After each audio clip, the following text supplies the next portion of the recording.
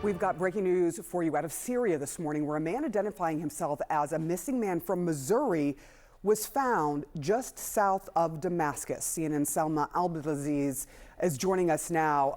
This isn't Austin Tice, which everyone in the family has been asking for and searching for and hoping to be found alive. What are we learning about this person who says he's from Missouri?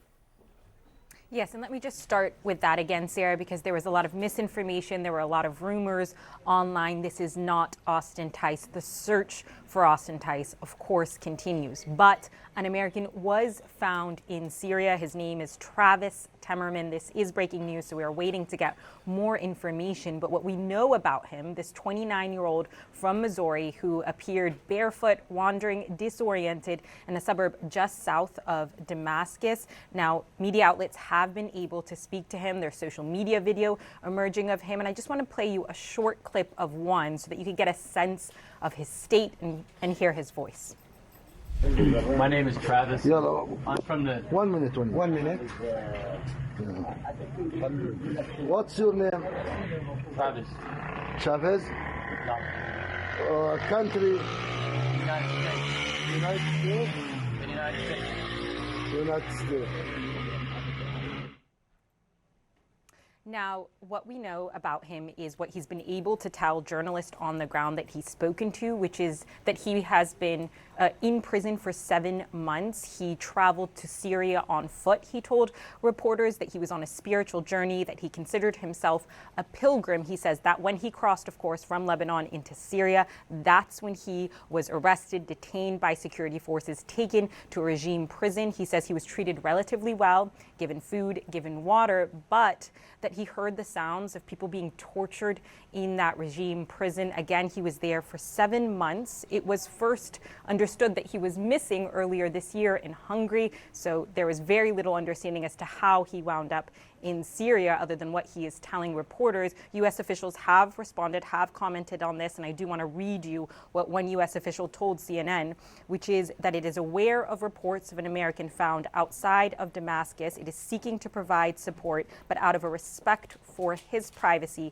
we have no further information to provide at this time. So very much a person who is now receiving aid, receiving help on the ground, and we'll let you know more when we know it. Sarah.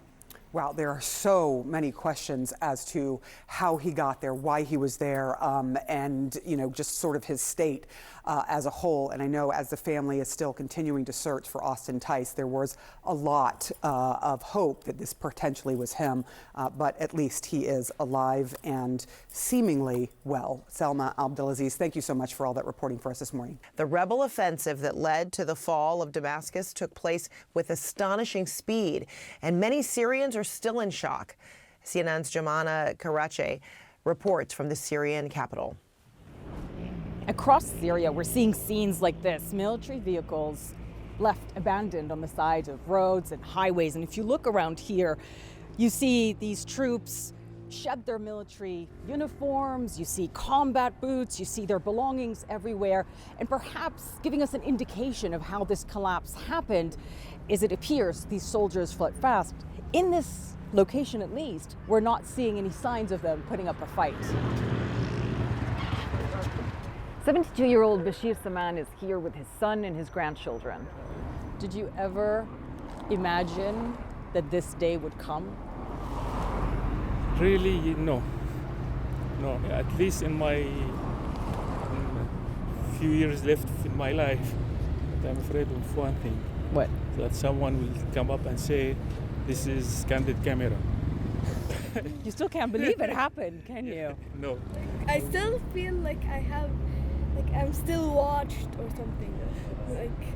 Is there a camera anywhere or something?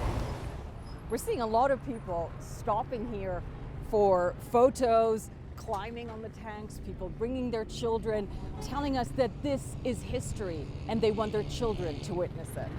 احنا شعب اليوم الشعب السوري حر والحمد لله راح نضل احرار خلصنا من المجرم الكلب بشار اسد وطاغيته والبشار كلب والبشار كلب. Syrians still can't believe what they're seeing.